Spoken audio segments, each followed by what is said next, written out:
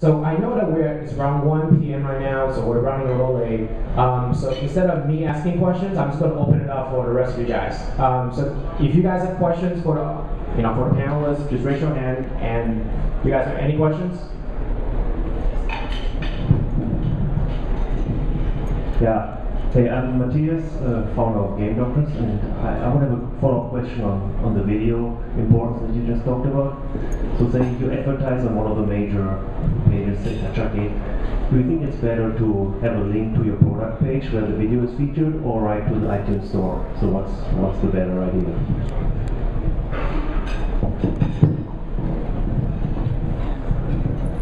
So that's a fantastic question. The problem with iTunes is you have no visibility. So you're sending traffic there and you're not sure what's happening, right? You can't effectively in real time optimize your collateral, your creatives, like your videos, your images, your text, the name of your application. I think what works for Doodle Jump is it's addicting, like part of the name. You're marketing the line of text, right? Clearly that's working. Things like that, you're not going to know if it works or doesn't, because if you send traffic to iTunes, you don't know. If you do your own web landing page, or you point to a landing page and play it, you are able to control your own destiny. Put your Google Analytics tracker on there and test, measure. That's the advantage. Now, it is one more step, right? So it's one more thing for a lazy user not to continue on to do. But you got to mitigate that by not only optimizing for conversion on your site, getting them excited with things like video, which you don't get on iTunes. But lastly, cross-promote. You've got to have other applications there too. Build your brand awareness, build your company ID, as well as your product ID, and that has to outweigh. And if that doesn't outweigh the value of sending directly to iTunes, then you're probably not doing it right. So work harder. Right? Anyone else?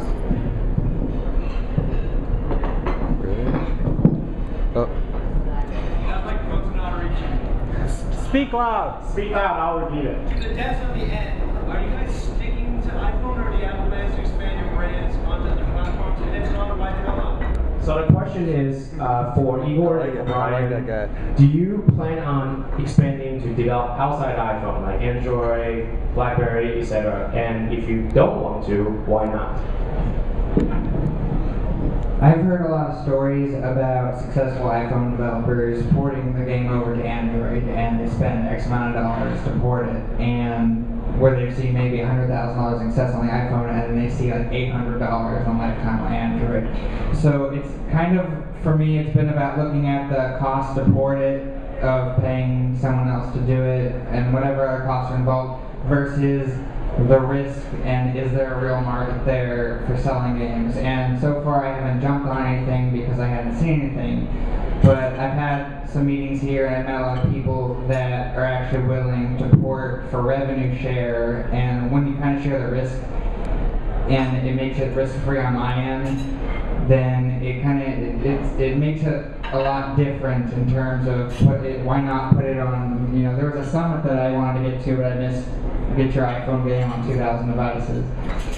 And it seems, as long as it's not putting in all those hours and the huge money in it, it's risk-free, then there's not really any reason not to have it on multiple devices. But so far, my game's only on the iPhone because the opportunity just hasn't presented itself in a way that seemed financially profitable. So we actually have partnered and licensed Doodle Jump for the other mobile platforms, and we're working with Real Arcade or the Game House or Real Networks. They have a couple of different names, and basically they are publishing on those platforms. They have developed a version for those platforms, and we have a sort of a publisher agreement.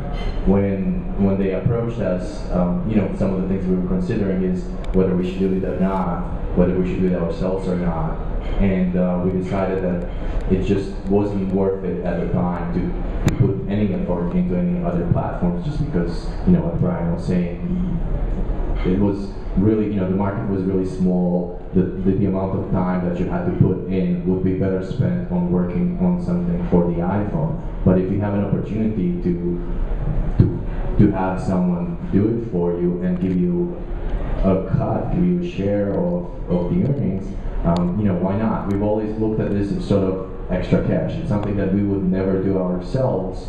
So whatever we get from these guys, it's just a little extra. There are some caveats, and you sort of have to think about how the game will look on the other device and how it will affect your game on the iPhone and so on. But if you're a small shop, I think your work and your focus is really best spent on the iPhone because it is the largest platform right now.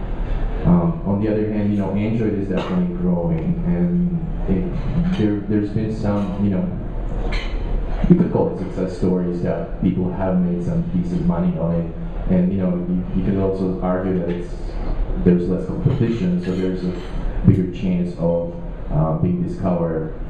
But again, I don't, if you're two people or a couple, you just think about your resources, how much you can put into development of one or the other, and that's your answer.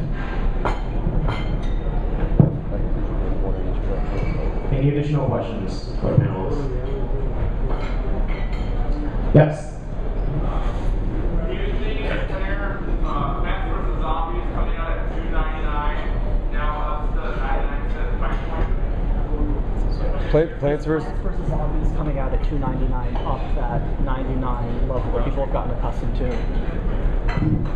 Does Plants vs. Zombies coming out at $2.99, so up the 99-cent level that developers have gotten accustomed to?